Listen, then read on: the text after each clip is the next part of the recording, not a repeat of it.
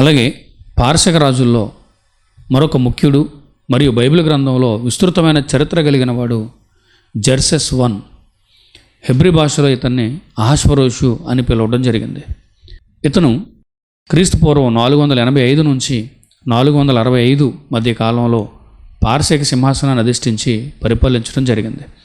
బైబిల్లోని ఎస్తేరు గ్రంథంలో ఇతని గురించి విస్తృతమైన చరిత్ర వ్రాయబడింది. ఇతని కాలంలో హిందూ దేశం మొదలుకొని కూషు దేశం వరకు 127 సంస్థానములు పారశీకుల పాలనలో ఉన్నాయి అని బైబిల్ సాక్ష్యమిస్తుంది. అలాగే షూషాను కోటను గూర్చిన వివరాలు కూడా ఎస్తేరు గ్రంథంలో రాయబడ్డాయి. అలాగే యూదురాలైన ఎస్తేరును వివాహం చేసుకోవటం, ఎస్తేరును రాణిగా నియమించటం, మొర్దెకై మంచితనాన్ని బట్టి ప్రధానమంత్రిగా నియమించి అతన్ని గౌరవించటం లాంటి అనేక విషయాలు, అంటే ఈ అహష్వరోషును గూర్చి యూదులతో ముడిపడిన అనేక విషయాలు ఎస్తేరు గ్రంథంలో రాయబడ్డాయి.